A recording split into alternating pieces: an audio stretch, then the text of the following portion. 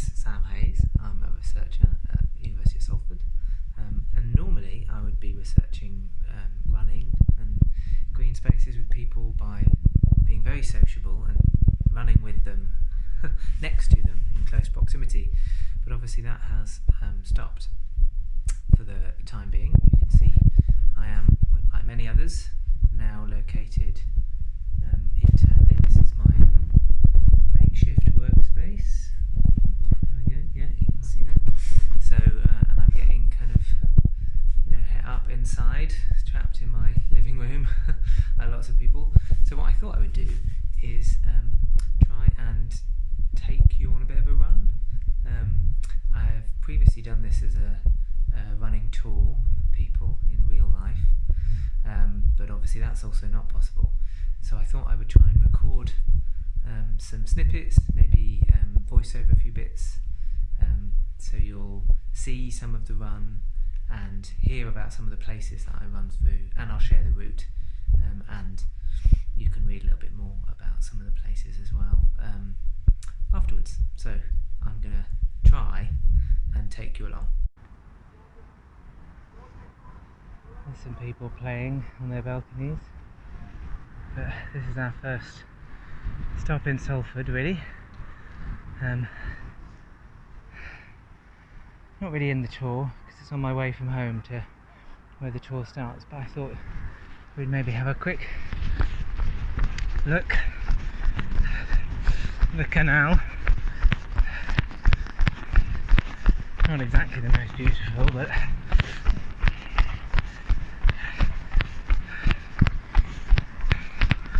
it is still sunny, glorious in the sunshine, isn't it? Oh yes.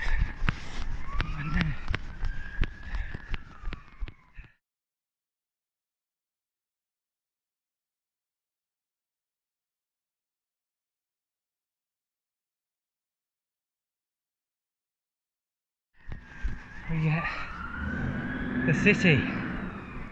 Okay. Manchester across the water. So I'm into Salford now. That's Chapel Street down there, and the Crescent up to the university. So very urban. But you get a sneak peek of where we're going. This is the River Wherwell, what's known as the Meadows, which is in a meander of the river, and we're going to be on the other side of the river. Well, this side, but around the meander when we get to our first stop in Peel Park.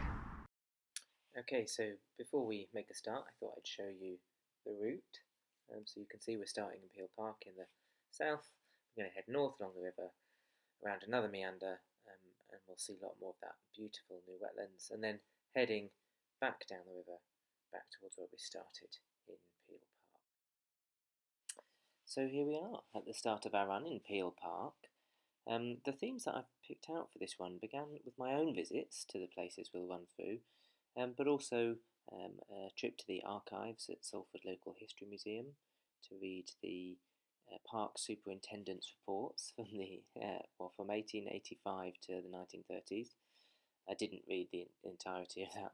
And also looking at newspaper archives from the Manchester Guardian of the time. So I hope that it's interesting and varied. What I've tried to do is pick up on my own research interests around green spaces, and so to focus on the multifunctionality of green spaces and to think about the functions that we don't always notice when we're using green spaces or in them, and also we'll cover or think about some more apparent functions of green space. I hope you enjoy.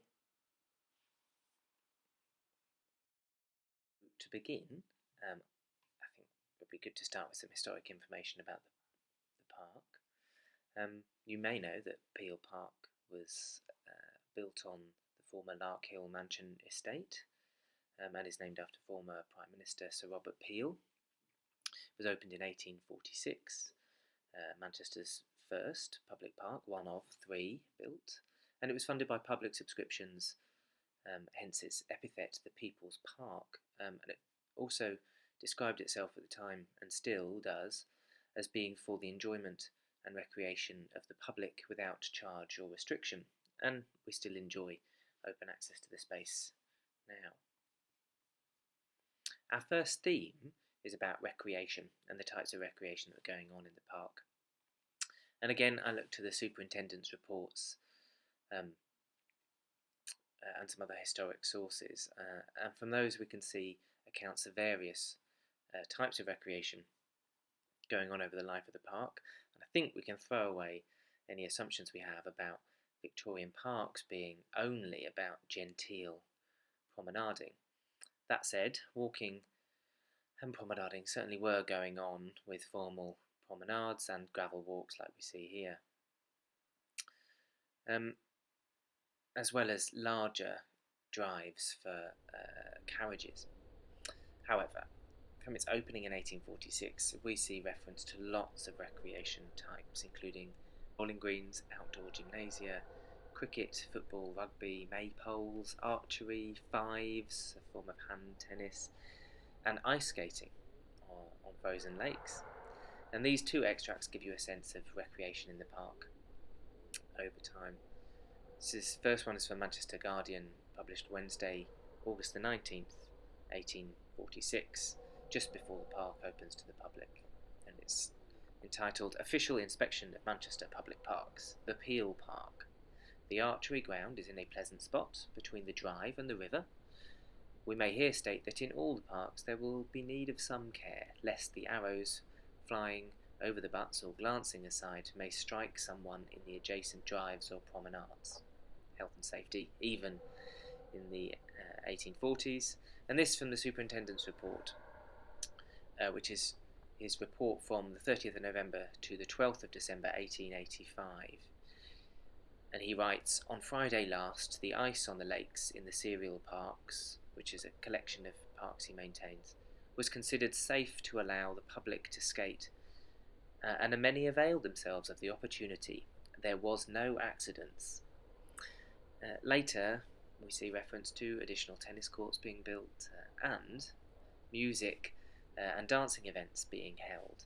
This is a summary from 1922 and explains the dancing events of that year.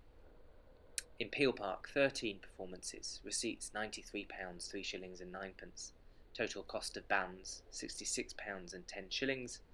Gain, £26, 13 shillings and 9pence.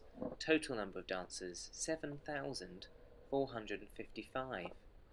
The largest number at one performance was 900 dancers, and the smallest number, 175. Very large numbers of spectators have visited the performances, and it is estimated that at some of them 10,000 persons were present. Excellent order was maintained, and the conduct of the dancers was in every way satisfactory. There's a touch of the Mary Poppins about some of that, but clearly recreation was important.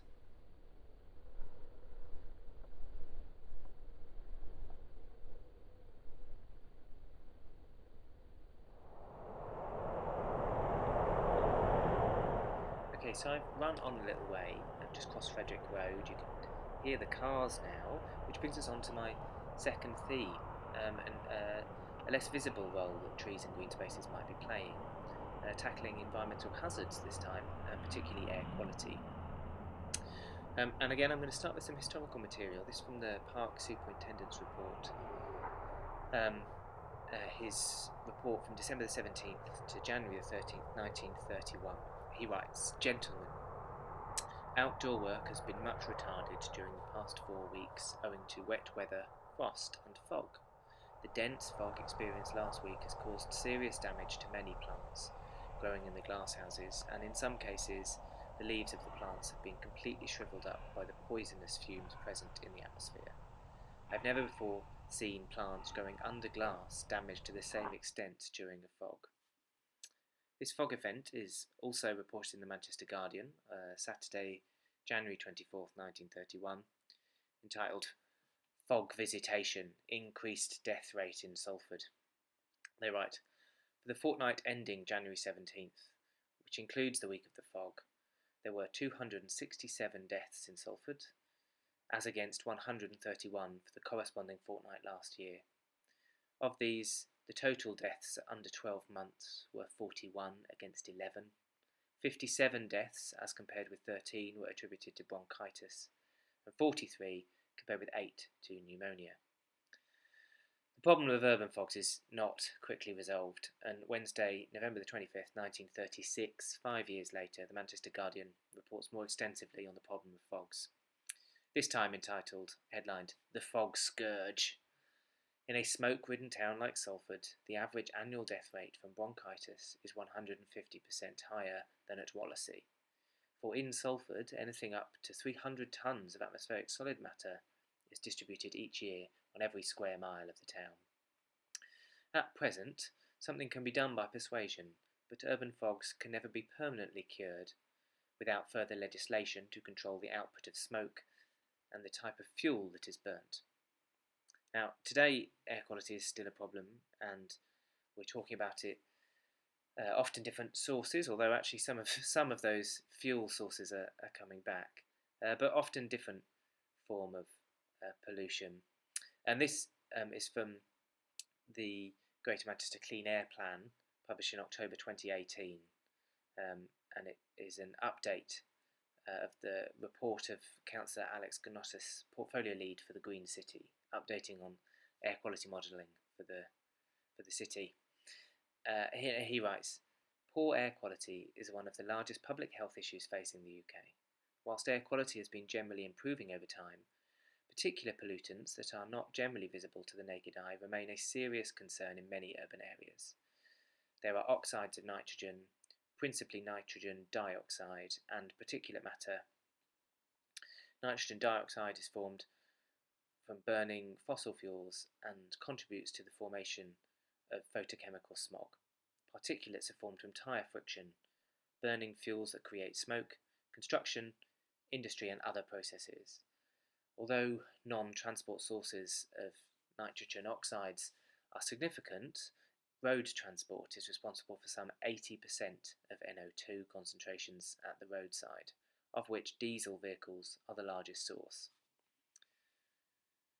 We're also learning more about the role that trees can play in absorbing air pollution, and certain species may be especially good at it, although the evidence around this is mixed, to say the least. But we might look to ash, larch, Scots pine and silver birch, which are reportedly some of the best species to improve air quality. So we can see that air quality is both very current, topical issue that we're dealing with, but also been going on for a long time with those historical reports from the 1930s.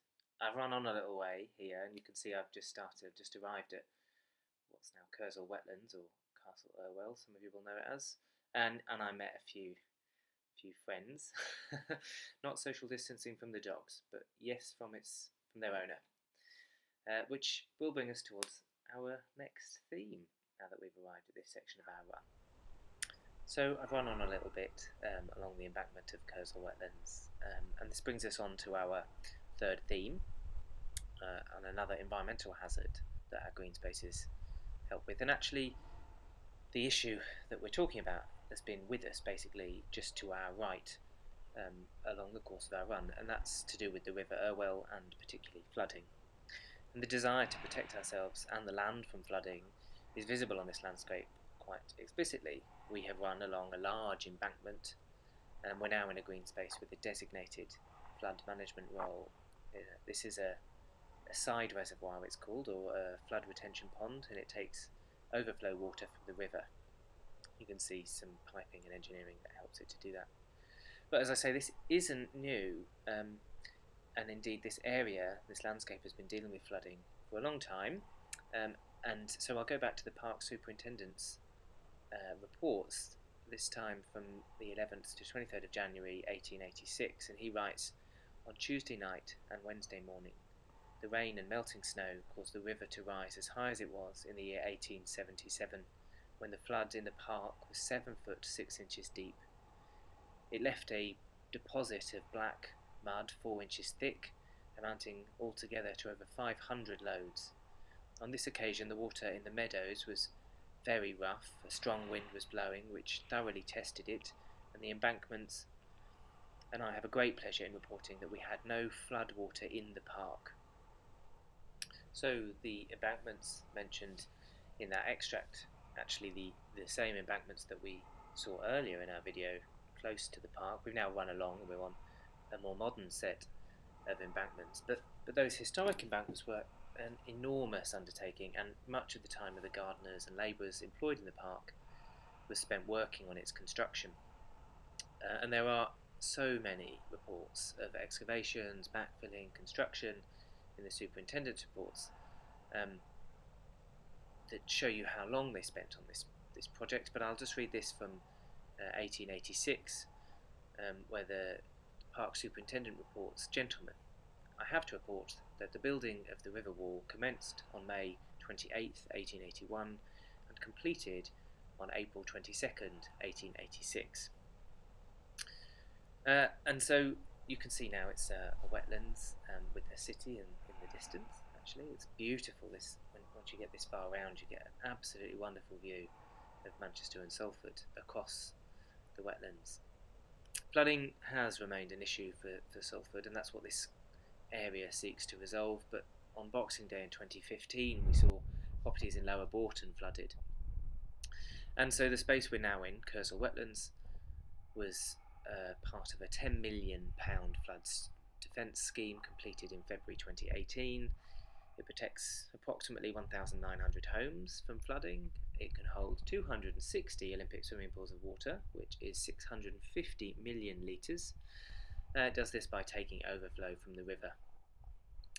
The north of the site, actually, which is where my video of this site started, features a hill with paths sort of winding around it and wildflower planting. It's called Harry's Hill, named after a local community activist who helped with the scheme called Harry Davis.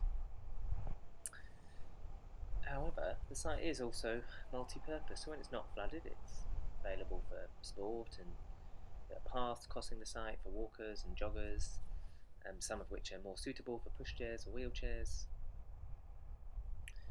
But one of the other things that I'd really like to highlight is the role that the wetlands particularly, but the whole river corridor play, and that's how they can support biodiversity and wildlife. We've got Canada geese here, but loads of species have been found, particularly at the wetlands.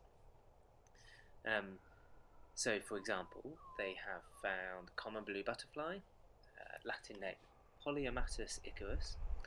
Unlike, or despite its name and the experience of many species in the UK, the common blue has declined a lot. Some research suggests by as much as 74% in urban areas between 1995 and 2014, making these spaces, the river corridor, the Kersal wetlands, extremely valuable. There's also reports of more exciting birds than Canada geese, for example herons, little egrets, lapwings and plovers, and you can watch a film about the wildlife and the establishment of Kersal Wetland by a colleague of mine, Luke Blazajewski, University of Salford, who created a film called Salford Wetland, which is available to watch on YouTube, and I thoroughly recommend. Okay, so we've finished. I've done my loop. I hope you enjoyed it. The last thing I thought I'd talk about is actually the openings of the park and how important that was at the time in the 1840s. And if I look back at the archives of the Manchester Guardian, they reveal that considerable coverage was given to the establishment of the various public parks which were being constructed across Manchester and Salford in the 1840s, the first of which opened was Peel Park. And there seems to have been so much anticipation, and the parks themselves appear to have been an instant hit. This is a report just after the grand opening in the Manchester Guardian, September the 2nd, 1846. They write, "Since our last, the resort of all classes of the community to the parks has been very considerable, and the fine weather has afforded ample opportunity of enjoying these beautiful pleasure grounds of the people."